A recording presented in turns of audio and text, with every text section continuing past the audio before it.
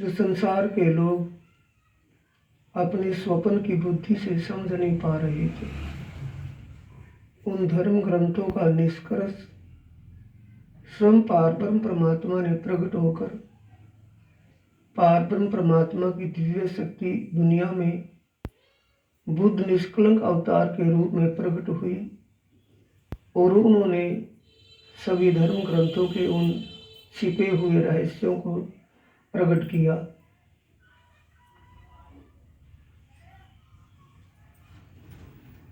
वो छिपे हुए रहस्य क्या है? जीव को मुक्ति का दरवाजा दिखाने वाला साधन। छिपा हुआ रहस्य है जीव को मुक्ति दिलाने वाली बातें। जीव स्वर्ग, वैकुंठ, शून्य, निराकार आदि से पार होकर उस दिव्य अखंड धाम में सदा के लिए अमर हो जाए, वो बातें ही धर्म ग्रंथों में छुपी हुई थी, गूढ़ बातें थी, जिनका शब्द का अर्थ लगाकर लोग शरीर और संसार में घटा रहे थे। ऐसी दुनिया में परमधाम की परमात्माएं प्रकट हुई। जैसा देश वैसा भेष, उनकी स्थिति भी ऐसी हो गई। कैसी हो गई? दुनिया में दुनिया के लोग परमात्मा को कोई साकार रूप में मानता है, कोई निराकार रूप में मानता है। आत्माएं भी वैसा ही समझने लगी कि शायद परमात्मा साकार होगा या परमात्मा निराकार होगा। चौपाई में से लिया आया है, वतन विसारिया रे छले किए हैरान। छल का मतलब भ्रम और अज्ञान की बुद्धि।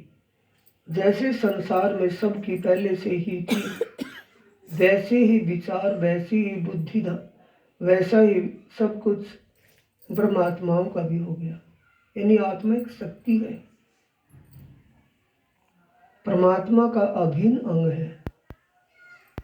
आत्मा सो परमात्मा हम बोलते सुनते तो हैं, लेकिन इस पर कभी विचार नहीं कर पाते कि आत्मा सो परमात्मा, आत्मा परमात्मा के समान कैसे है।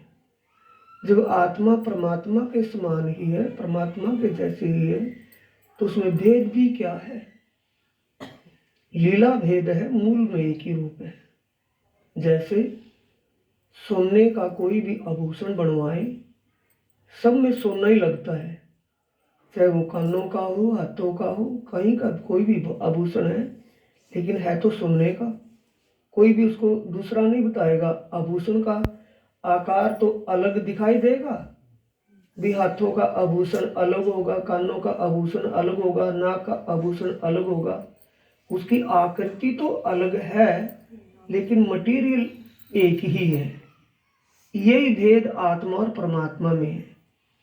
आत्मा परमात्मा के समान है, जैसा परमात्मा का दिव्य स्वरूप है, तो आत्मा का भी दिव्य स्वरूप है। ऐसी दिव्य आत्मा कहाँ आ गई? संसार में।